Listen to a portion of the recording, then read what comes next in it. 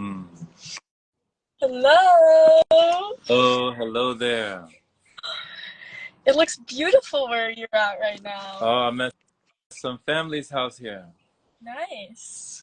Where Yeah, is? I'm with my family in California.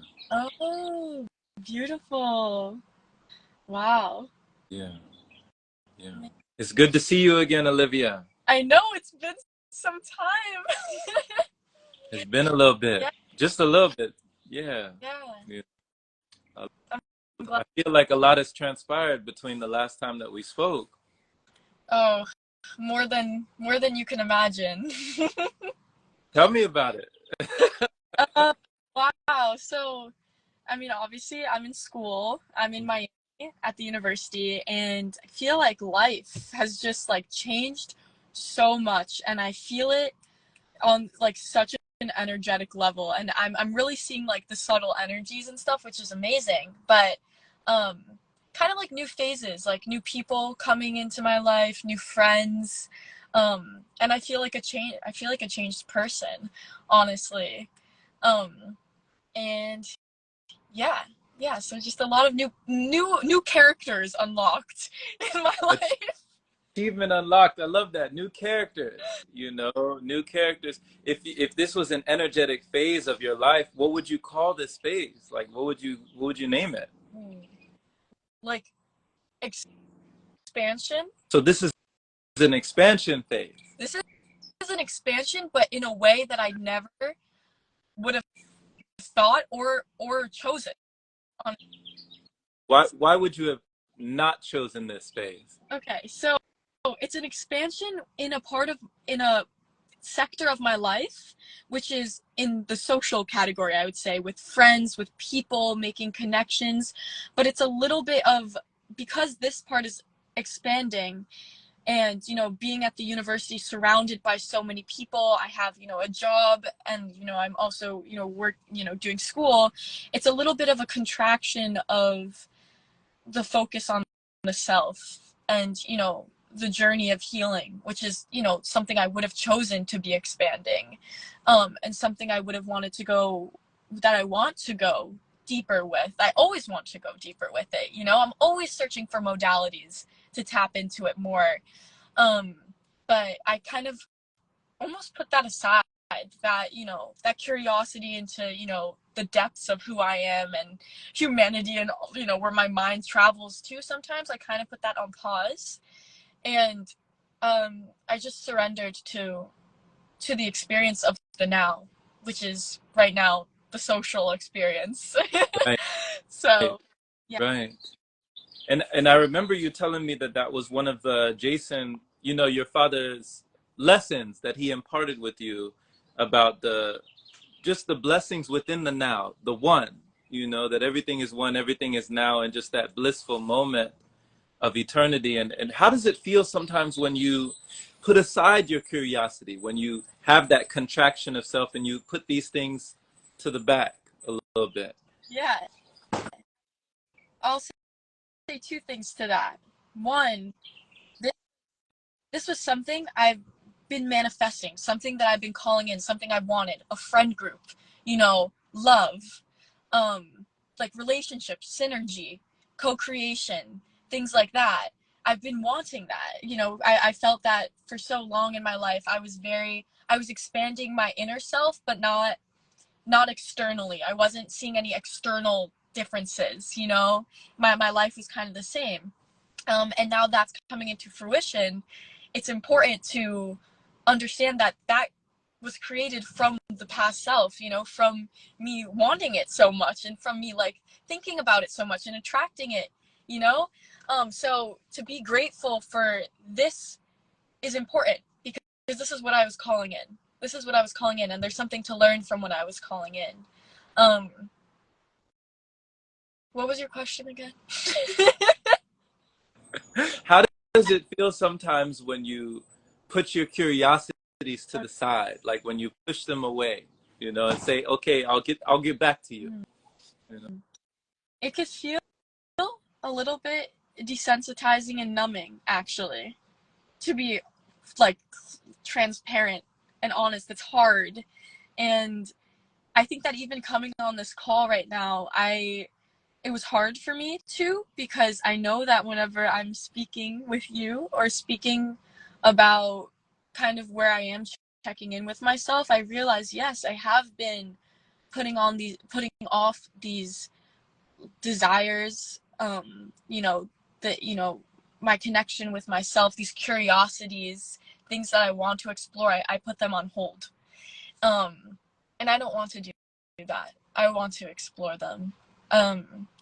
And yeah, so I think that's where I'm kind of pivoting towards. I think just saying it and just recognizing it, like, I, I feel like I deserve to explore my curiosities. It's within my birthright to explore my curiosities. And the only person stopping me from that isn't anyone in my social life. It isn't my parents. It isn't society. It's purely myself, So I think that is like the biggest barrier, to let yourself be who you want to be, to let yourself do what you want to do, and to let yourself explore and play and really get in tune with that. Absolutely. I love that allowing this for yourself, Olivia, you know, letting yourself feel these things, experience these things, explore these things. And yeah, it is our birthright, isn't it? Yeah. To be able to, like, I remember you saying just the gratitude that was oozing off of you just for being an energy ball, just for being a ball of energy that gets to experience this play of life. Yeah. Thank you for coming on this call. Thank you for pressing the button and having that acceptance for yourself, because I recall that you were saying something about feeling like you wouldn't have been able to speak from your higher self. Mm-mm. Or can you talk about that? Like, when do you feel like you speak most from your higher self, and why is that so important for you?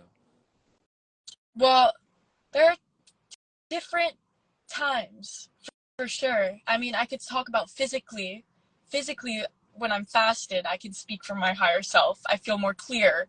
Emotionally, I think that kind of taps into more of like human design and energetics. Like, honestly, I'm an emotional projector. So when my emotions are not up here and when my emotions are not down here, I feel like I could speak very clearly and get my point across kind of when I'm in that like even thing. So it's very transitional, and there's not really one time or one moment I can say that I'm ready to speak. I have to feel it. Like, I really have to feel it. And like, there's no truth in the now for me. And so it's like really like tapping into my emotions.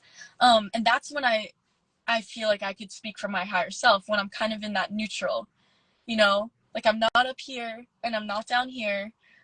Because that's the energetic wave of an emotional projector. It goes like this.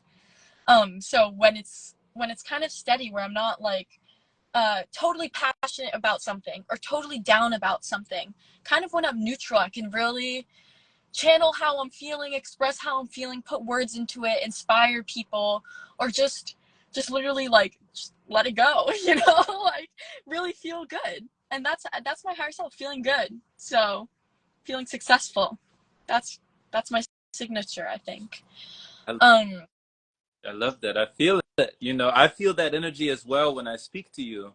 And I love how you illustrate the roller coaster. It's not the roller coaster. You're saying it's a state of neutrality. Does that state of neutrality, does it feel like you're coasting, or does it feel like you're on cruise control, or you're on autopilot? What does that feel like? it feels like I'm tapped in. It feels like home. It feels like center, like alignment. It doesn't really feel like cruise control or kind of just like a continuous kind of numbing, desensitized feeling. No, it feels very much just like aligned and like, yes, I can speak from this place. And I choose not to share or talk or from any other place, honestly, because then I know it's probably just like garbage. Like, it's probably not helping me, and it's probably not helping the other person. Um, so yeah, I really valued being in a good place to get on here and speak with you. Um, And yeah. what would make you think that you couldn't help somebody if you're not in a good place? Like, what would make you think that your words are like garbage? From a from a reflection standpoint, what I'm putting out would probably reach that other person, and I hope to put out something that is within my alignment, you know? And if it's not within my alignment, I don't think it's helping. I don't think it's helping, you know? So it's very, very important for me through different healing modalities to get into my alignment. That is what I strive to do. Like, because alignment feels so good, energetically, physically. It feels home. It's where we're all trying to get to in another way, shape, or form. We're all trying to get there, that place. But what I find beautiful is we're all so different. So that journey and path is so like so different and wavy, and everyone's lines are so all over the place if you try to think about it visually, but it's all to the same place. So yeah. Yeah, I agree with Yeah. Olivia. I agree, because when it comes to coming into alignment, like, can you just describe, how did you come into alignment today? Before this conversation, did you do a meditation? Did you have some respiration? Did you raise your vibration in some way? Like, what did you do before this to come into alignment? Yeah. Well, it's different for everyone to come into their alignment. Like I said, so many different modalities, practices, traditions, wisdom, ancient wisdom. But for me, usually like how I get very clear is to be fasted, not to have kind of like anything within me in a way. I'm clear. There's space within my body. Physically. And yeah, just breath. I mean, that is the one thing that I think for me really works, like just tapping into my breath, calming my nervous system down, bringing my body kind of to that base. um even before I, got on the call, I feel like I felt your energy already. Like 5 minutes before, I was just sitting in my car. I'm like sitting, cross-legged in my seated asana position, and I'm just like, wow, like I'm gonna get on the call with Jerome, and I just felt so calm. Like just 5 minutes before, I walked to my car, was on my like normal whatever, and then I got here and was like, boom, like, I felt you already. That's awesome how you can just tune in like that. You just tune in, you know? You tune in, you turn on. They say tap in so you don't tap out, right? Yep. We tap in. So, it's interesting. I love the way that you also illustrated visually how these things can align and come together. And it also reminds me, Olivia, did you see that beautiful painting that Victoria did for you? And how Yes. thing aligned and came together, how it was just visually so alluring. Did you see uh, that? of course I saw, Victoria's amazing, and I didn't really get to speak to her about this, but she went through like almost 5 to 6 drafts of that painting before it came to fruition. And so we actually took that photo together. She wanted to take that photo of me and paint me. She's such a magical person, earth angel. And that was in like April or March, and this, 6 months later, the photo, she was able to paint that beautiful picture. And I honestly think that the reason it took so many times for her, I guess, to get it to the way she wanted it to be and to express the energy that it was like within the photo was like, I don't think I was ready for that photo to be painted. Like, and she felt that. Like she couldn't get it right, or like she didn't want, it takes time obviously for her craft. And maybe I don't want to speak for her, but for me, my energy wasn't right. And when it was right, that's when the painting was produced. Like that month, September, like I felt this past month. Oh wait, no. So September, October was a little bit of a back and forth for me, but September, when like the photo came through into fruition, I felt so aligned. I was so ready for that photo to be painted because I felt it, and I felt the gratitude for it, and I felt how I was feeling in that moment when she took the photo. I wasn't ready before, and she wasn't able to paint it until then. Like in that time, so much growth happens. I became a yoga teacher. I traveled. I let myself tap into my intuition. I really like I really just followed like my inner voice, and I became very clear on so many things. And September was the month the painting was ready to be created, and it was. So it was interesting. That Yeah. is beautiful. That is super interesting. You know, it's fascinating because, you know, when you talk about how it wasn't so much that she wasn't ready, but you said it was because you weren't ready at that moment in time. Yeah. So seeing that manifestation come into being when you were feeling, what did that teach you? You know, how did that reach you? It reached me it reached me in the way that, like, when you're there at that level of the man, let's say like you have a manifestation, for example, and I feel like this is kind of like rudimentary or basic to like the spiritual community. Maybe they understand this very, fluently, but when you're at that level, your manifestation will meet you at that level, with like the very simple way you can put it is like, I want $100,000. I'm trying to manifest $100,000, right? But you're coming from a place of, I don't have that $100,000, and you don't even know what you would do with that $100,000. What would you do with it? Like, how would you feel when you have it? Like, what's your inspired action once you have it? Like, you have to meet yourself that you already have that $100,000. You know where you're gonna invest that. You know, how you're gonna feel. You're gonna feel a certain way when that comes through, and through this like kind of like painting story, I guess it's like the painting came through when I felt that way, that I was worthy of that painting to come through, that someone could paint me with so much love, and I was so accepting of it, I was so emotional about it. I was so happy for it. And I think I was more open to it. Like, my heart was open to it, and before it just wasn't, so I was there already, and then it came through. Yeah. That is the wonderful explanation. I love how you break it down because you said that it wasn't that the painting was worthy of you, but you felt like you were finally worthy of that painting. Yes. And the most amazing thing is that Victoria and I, we didn't really talk during that time. She's in another location. I'm in Miami, and she just started working on the painting and bringing it together in September when everything just felt so right for it. And it just came through. She was like, "Yeah, I'm painting you now," and I was like, "Oh, it's work."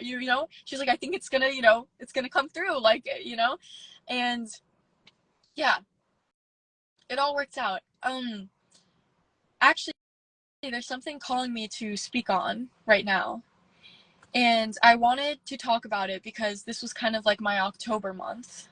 Um, and kind of what I've been thinking. And I did share it with you in the past, and I wanted to talk to you over the live.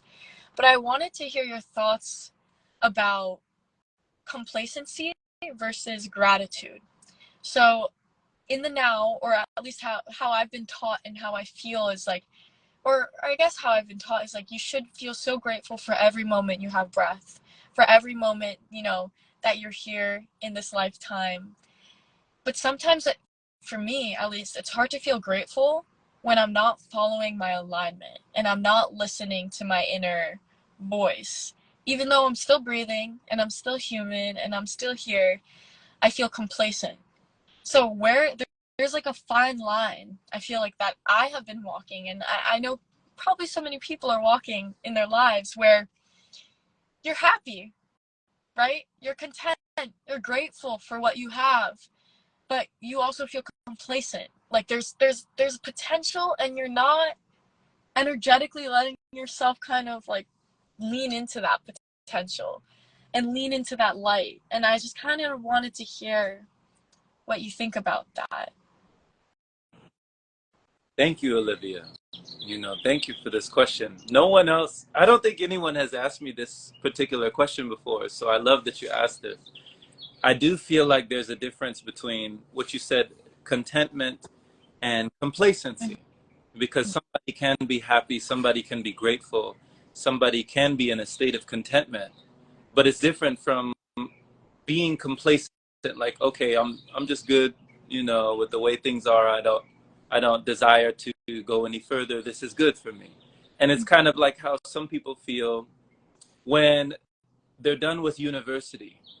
they get the formal education, and they feel, okay, I'm done, I'm complacent, right? There's no urge or burning for more learning, right? There's no inner yearning to keep going. You think that you're done.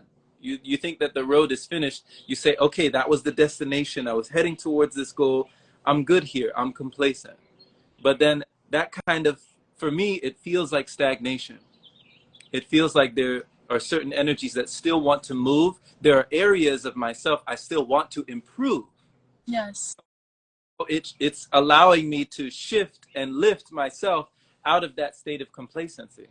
So I strive to continue to do that, never feeling like I'm arriving, but always feeling like I am thriving in a state of not only contentment, but also, expansion, like you said before. Yeah. So yeah, that feels most fulfilling for me and blissful, you know?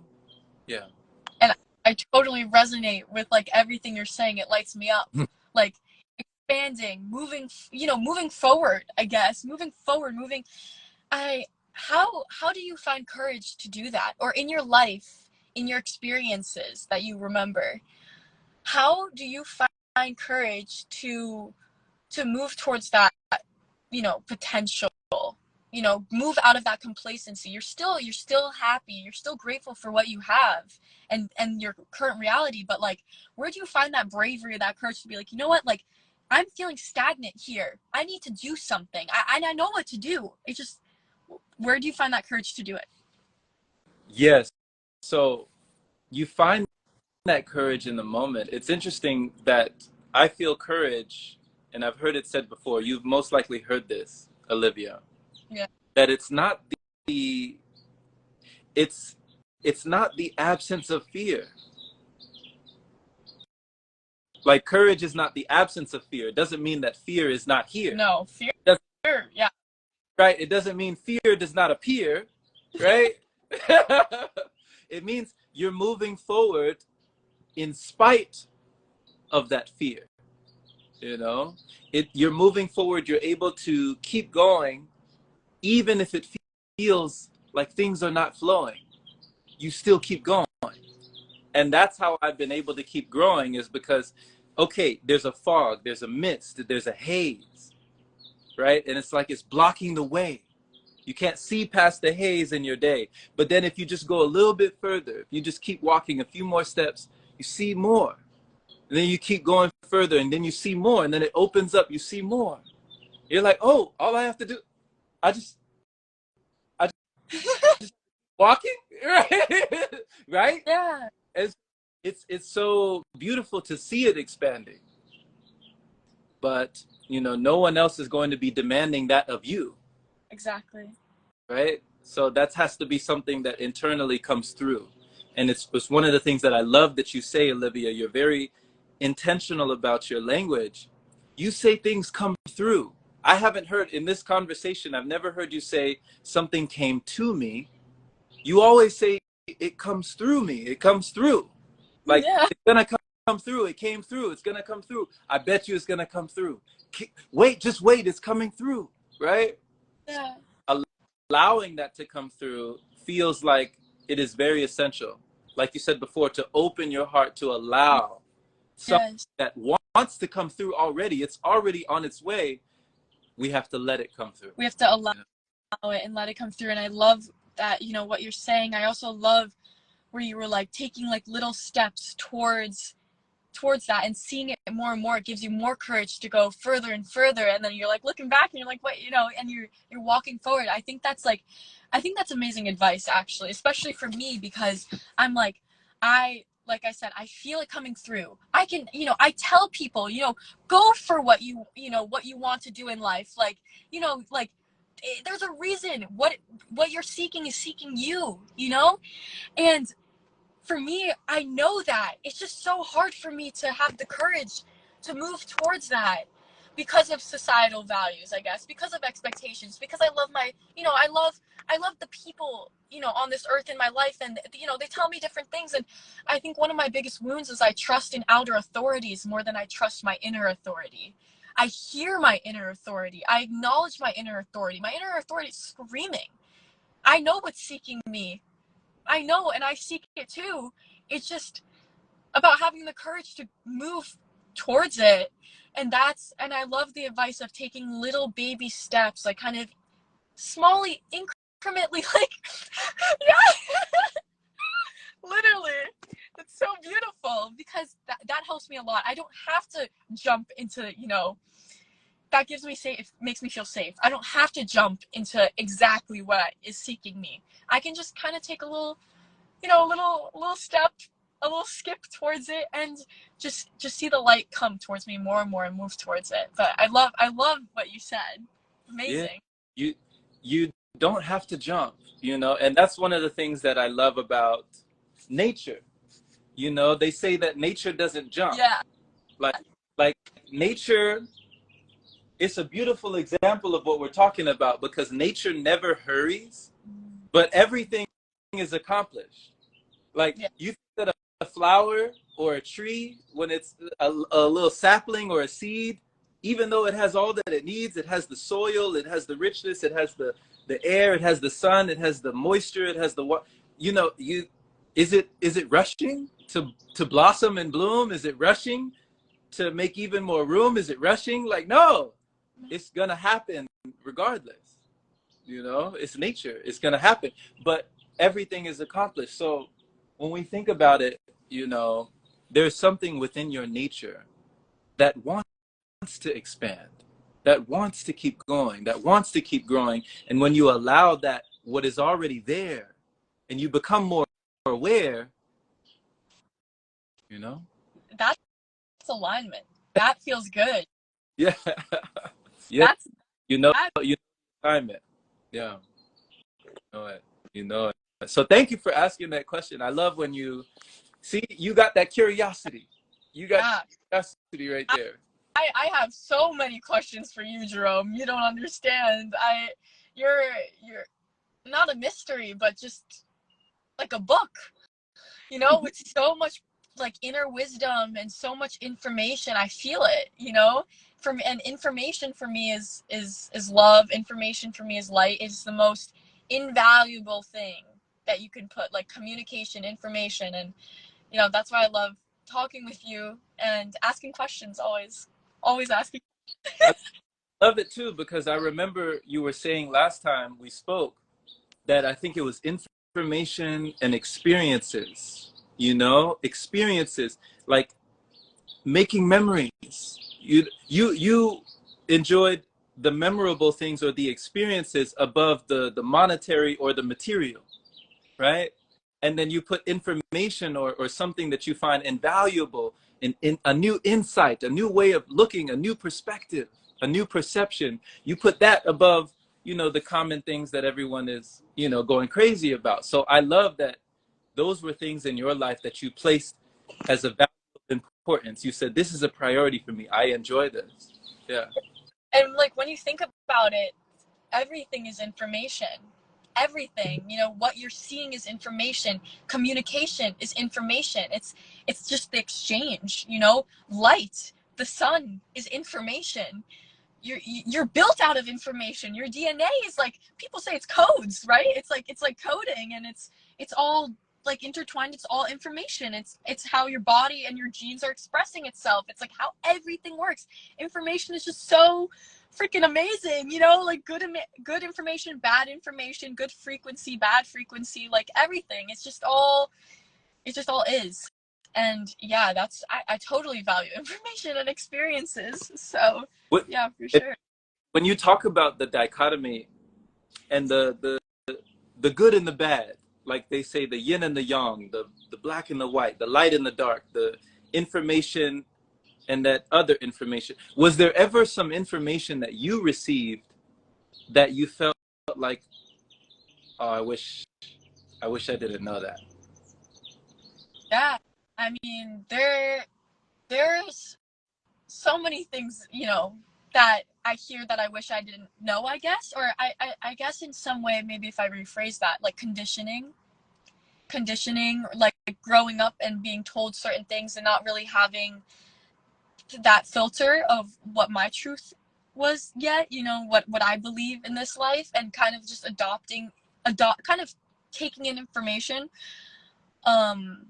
unconsciously. You know, I can't really say exactly what is something information given to me that I was like, I wish I didn't know that, you know? Because I guess there's so many things in life. Like, information's happening all the time. What you're looking at is information. Being told things is information. Everything. There's just so hard to say one thing. Right. Like, Though, what I do know is that what you said with the yin and the yang, or yang, is that there is black and white. There's duality in this life. And maybe I touched on this in the last live. There's good and bad, but I think one of the biggest realizations, or some information I was told by my teacher, one of my mentors when I was in Tenerife, is that she said that there is good and bad, there is light and dark, but the dark is not actually the dark. The bad is not actually the bad. It's the good playing bad, so you can see the good. It is the light playing dark, so you can perceive the light. You know, we can't perceive light without seeing the contrast. We can't. There's no way. Like, so you need it. We need the dark. We need the good to play the bad. We need bad information, things we wish we didn't hear, you know? Like, we need that so we can perceive what we do want and what we do need to perceive the light. Yeah. that's so profound, you know? That is so profound what you just said, because it's almost like, how would you know the difference? Wouldn't. Right? You wouldn't. Like, I don't think you would. I don't know. But like, for me too, like my whole life, this duality showed up in so many ways. This yin and yang. I like personally, it came through my parents. This yin and yang, this like information I didn't want to hear versus information that lit me up, that I was like moving towards. And I wasn't able to perceive what I wanted.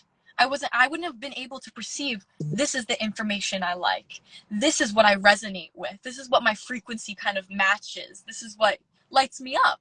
You know, I wouldn't be able to perceive that if I didn't have the other side of it. So I'm so grateful for both sides. Light is light at the end of the day. Dark is light. To be grateful for the whole thing. That's why the yin yang is like a circle, right? The whole thing. We need the whole thing to perceive it. How do you feel about that? No, I love it. You know, I totally agree. The whole package, that's holistic. Yeah. Right? Yeah. The whole thing. You're not leaving anything out because it might make you uncomfortable. Yeah. Right? Right? You're having everything is in there. Mm-hmm. Right? Like what do they say? The whole enchilada. I've heard that. Like the whole they say the whole enchilada. Like, I want everything, you know? Yeah.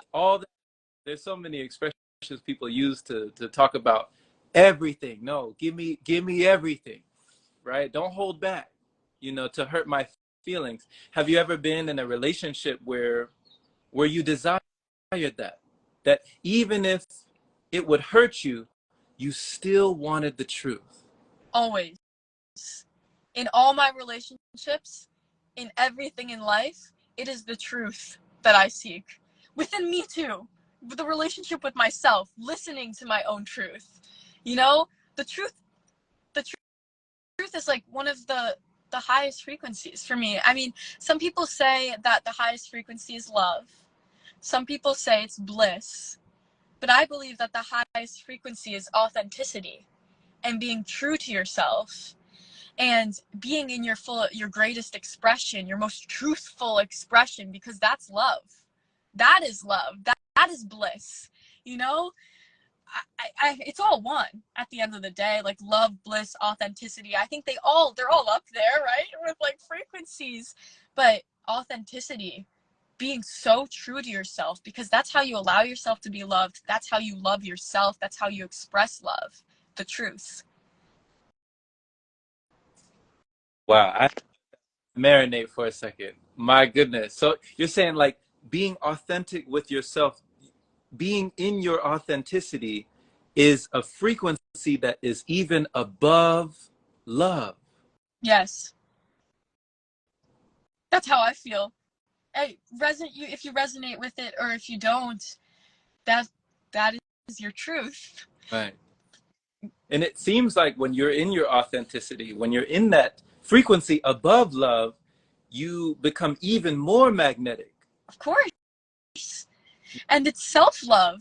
Mm. It's self-love. You're giving yourself the most amount of love. I mean, I don't even know if there's a capacity. I don't even know. But like, I don't know if there's a limit to what you can give yourself. But when you're authentic, you are giving yourself that capacity, that you are giving yourself that. Like, I feel so authentic right now. I feel energized right now. I feel love right now. I feel like I could give love to so many people and share, like this is what I long and strive to be in the hard times. But yeah. It's a feeling, it's a sense of like running on your own battery. You're running on your own steam. You're becoming your own fuel, Yes. Yes. And actually maybe transitioning a little bit into the more physical being, when you said becoming your own fuel.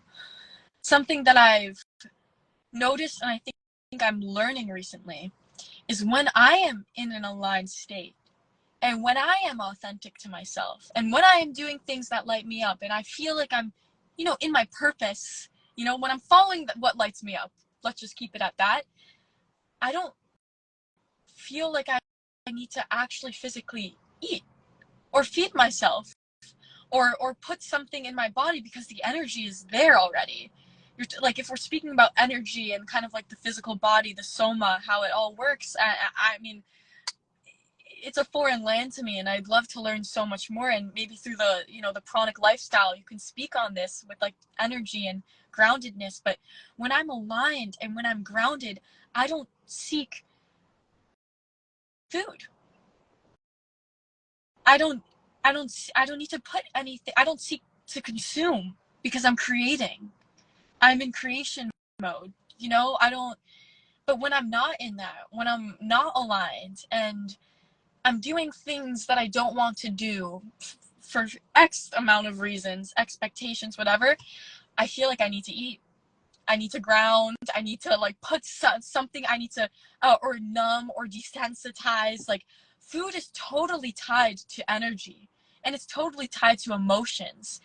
And I think to recognize, I think a lot of people believe that you need it for energy, but energy is a free source, and I don't think it. I'd like to hear your opinion. I would like to hear what you'd have to say. I was following you. I was right there with you. I was like, keep going, keep going. I was like, you got it. I I've been connecting to it more and more, for sure. Like, that energy doesn't. I don't even know if it comes from food. Like, I don't even know if it like, because things that energize me is not food. That truly energize me, it's not food. So I I'm tapping into different subtle energies. I feel like this is a part of my life where I'm really seeing deeply into the human body, into energy, and a long fast is calling me. I'd love to embark on something like that. Doing it correctly, obviously, and guided would definitely be great, to be honest. But I'd love to hear what you have to say about this. Right, because Olivia, as you were speaking, you were talking about when you're in the mode of creation, right? And Yeah. you're feeling those sensations when you're in that mode of creation. And you're, once again, moving out of the complacency or the mode of stagnation, but you're thriving and arriving in that mode of creation. So when you're in that creative mode and you say you're not seeking, do you have a feeling of fullness, or is that creative energy, how is that giving to you? What is it filling you up with that makes you feel like I don't need, Light, and like energized, and like I can give so much and I don't need anything. Like, like I it feels aligned, drained. It feels like I'm not, I don't need anything to ground me, or like I said, numb or desensitized, because I don't need to numb or desensitize in these moments. And I'm not gonna lie, I do sometimes. I do, activities that numb me or desensitize me, and at least I'm aware of it, right? Like, I do see that, okay, this is what I'm doing. This is what I'm doing. This is the choice I'm making. I'm making this choice to do this. I'd love to be in a state where I don't have to do that, ever. Ever. I want to be here in the now. I mean, I remember having a conversation with a friend, and she was like, I don't drink alcohol because God didn't want me to be unconscious. Like, why would I give myself a substance that I might not even remember the night, or I might not even remember, like, God didn't give me time here or give me this life to go about it unconsciously or unintentionally. And that was what she said that alcohol would do to her. And I think that sometimes when we don't know how to process our emotions, when we're living out of our alignment, the easy way out is to numb and to desensitize. But I think it's so important to remember that this life is so special, and it's such a miracle that we shouldn't spend time doing that. Like, God gave us this life, I guess. I don't know exactly what I'm saying, but like, we're here, right?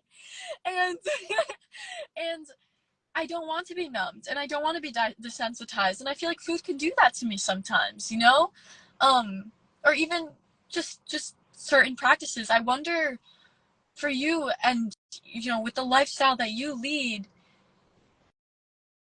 how do you do it? What is your lifestyle? How do you do it? Like, what's your daily routine? How do you ground? I want to know it. It's interesting because as we're speaking, like, I know that you can feel, because you can feel energy. You're very good. You're very good at picking things up. I can tell. So I'm like intensely, I'm listening to you, and this is food for me. What's lighting you up is lighting me up, right? What's firing you up is firing me up. So it's what we call like conversation cuisine. I feel like this is divine dining. We're having a conversation, but it's also raising vibration just by intaking this information, right? So when you were talking about how you can give so much and you don't need anything, that was beautiful, Olivia, because it gives me the visual of, like your cup. They always say, okay, you can't pour from an empty cup. But when your cup runneth over, right? And it's just spilling from the brim, it's just running over, it's overflowing. Now what do you do? Maybe you grab another cup and put that underneath it, and grab another cup and put that underneath it. And now it's got some place to go. It's able to spill over from the top, but you don't feel a lack. Yeah. All the energy you're giving out, it's coming right back, right? Yeah. So for me, that's the same thing for me. People ask me, how do you just listen to people? Like, this is food, you know? Oh, I Oh, love that. yeah, yeah. And conversely, when I used to always have something in between me, where in society we're used to having something in between us. Like, hey, let's go grab a bite. Hey, you want to go grab something? Hey, you want to go with me over here? Hey, let's go grab something over there. And people are uncomfortable when there's nothing in between you. Like when there's not a burger or a sandwich or a cup of coffee in between you. Yeah. You have to have in between you to have a dialogue or to have a conversation. There has to be something on the table, right? But you find that you're more willing and able when you can take these things off of the table, and you see, like, oh wow, I can just enjoy this person's presence. I can enjoy your energy right now, and I'm satisfied. There's a transaction, there's an energy exchange. And for some people, it sounds very strange, but Yeah. this is how you can be self-sustained on that energy. Yeah. You can even maintain on that energy. But Yeah. it takes, once again, circling back to that courage to allow yourself to let go, you know? So, yeah. could you speak upon maybe your journey, Yeah. chronic lifestyle? And I know for me, like, one thing that lights me up, I guess, is detoxification. Mm. And what I love, I love this. I love the body. I find it fascinating. I find the soma, the human body, so potent with it's just so amazing. And there's so many different things you can do and experience within this body, even psychedelic experiences without psychedelics, you know. And what I aim to do is create space within the body and for clarity, and to get rid of anything that isn't serving me, maybe that I took on throughout this physical life, and clear the energies and clear the emotions and clear even like on the detoxification levels now, like parasites, or things that are thriving off of bad energy or thriving off of food or anything like that. How did you slowly move into the chronic lifestyle? Can we talk about the steps that it took? Yeah. So, the way that I moved into it at first, I wouldn't advise. Okay. I'm Be- like, oh, let's put a sign like, don't try yeah, this at the home. way that I did it, I straight up jumped. They call faith. They say faith is an acronym for following all in thy heart. That's Okay. faith. Yeah. So I was in a place where I just had faith. And Okay. I built this faith over time through influencing my mind. I allowed the seeds to be impregnated, to germinate. And then I watered the seed. And I got around Elitam Elamine. I got around different people who were on the same journey as myself. It Mm-hmm. was it was much less challenging being around a group of people who had that synergistic energy, and we're all going to the same place. We're all kind of feeling these feelings, and then we're working with energy every day. We're doing qigong, we're walking, we're exercising, and then we're not eating. Yeah. And so to witness people around you not doing what the rest of the world is doing, it influences you in such a way to ask yourself, well, what do I know? Right? What have I ever known? You're being blown away every day. You're like, this is actually possible? So I launched into it through a long dry fast. I went without food and water for like 2 weeks. And that, Just straight up, like, you didn't do any detoxification. Like, you didn't go to fruits first. so You didn't. Gosh, Jerome, what did you do? she's like, what did you do? You That was know, because before that, I had been eating everything. I was raised off of okay. everything. You know, I was raised eating everything. So there wasn't anything that was really off limits for me growing up. So there was a lot that had to come out. So Mm-hmm. I did do a first initial detox, which was a month on juice, Oh, right? so you did a month I juice did a month fast first. on juice. Okay. Okay. I felt so good after that month. So much more clarity, so much more focus, concentration, less brain fog, more energy, less sleep, more recovery. Everything just came online that I was actually afraid. I kept going to 3 months. I extended the 1 month solid food vacation to three. It, Yes. it became like a staycation. It went from a vacation to a staycation. I want to stay here. I don't want to. I don't want to leave this resort. This island that I found myself on. So after that, I went in and out of the frequency of food in that denser matter. Then when I came into the pranic retreat, that's when I was like, okay, let's just go. Let's just see where we can arrive. Like, let's find out. They say that Yes. only the one who is willing to risk going too far will find out how far one can go. I love that. I'm willing to risk. I want to go far. So that's why I give a word of caution. Like, I was at the point where I was willing to risk. Yes. Some people, it takes a mixture of inspiration or desperation. I was just in the free. I was in that mode of thought that, what else? What else? I'm done with being complacent. I'm done with the complacency. Let's find out, right? Yeah. So that's kind of what launched me on, what spurred me on. And then when I touched that, when I touched whatever it is that allowed me to see that everything is one, like you say, the concept, we can conceptualize, we can philosophize and intellectualize, everything is one. But when I touched it at an experiential level, when I felt it, everything is actually one. There's no separation. It was like I couldn't go back. And this was Yeah. during the dry fast? Yeah, it was during that dry fast, towards the end of that dry fast, that was when I felt something I'd never felt in my entire life. And it was like, you've ever seen Inception with Leonardo DiCaprio in the movie Inception? No, I've heard of it though. I haven't seen Well, it. he basically talks about like the it's hard to kill an idea, right? Oh yeah. Like, how do you kill an idea that's been planted, and it just keeps growing? Like, you think of a computer, you know, that somehow a virus gets in the computer and then it spreads. This is how the idea spread in my mind, and it just was like, oh my God, this is, you know, it blew me away. I felt crazy. Because I was like, first of all, I'm out here, I'm doing something completely different than everyone here, but I'm still here. Yeah. Right? So that's why I just caution people, like, hey, I jumped off the cliff and I found out that I had wings when I jumped off. But if I never would have jumped off, I might not have started flying in the way that I did. Yeah. You know?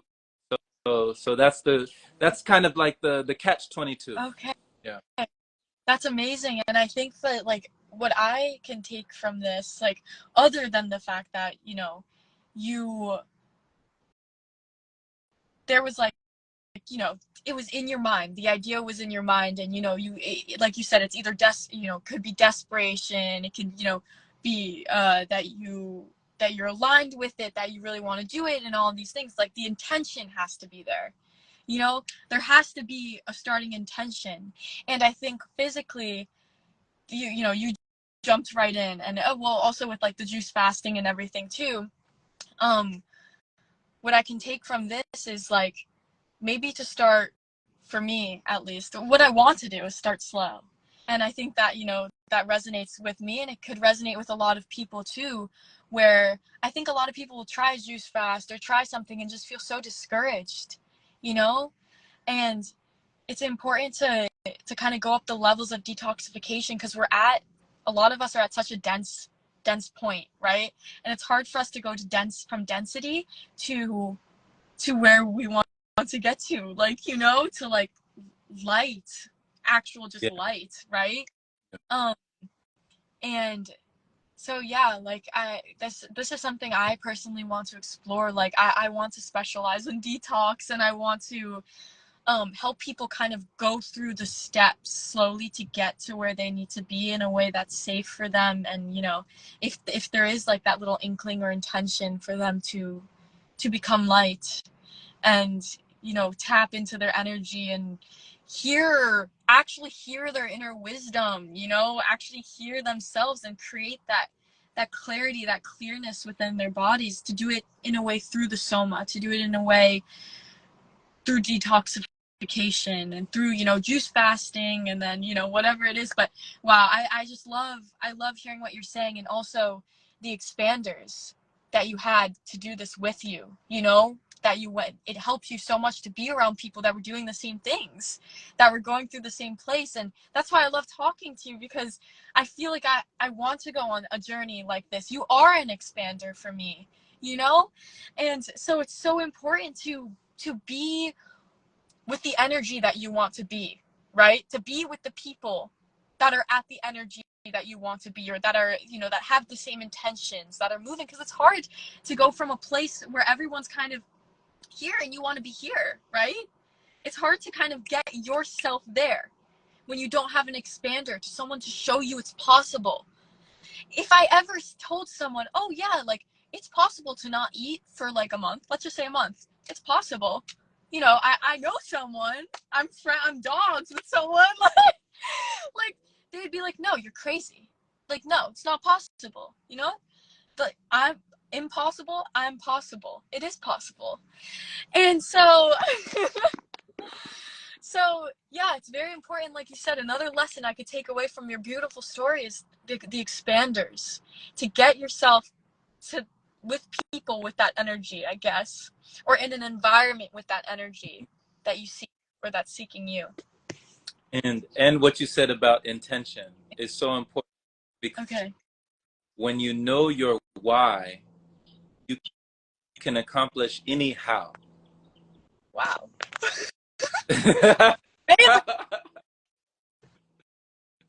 She said, wow, you know, it's true. Like people are like, how do I do this? How do I do this?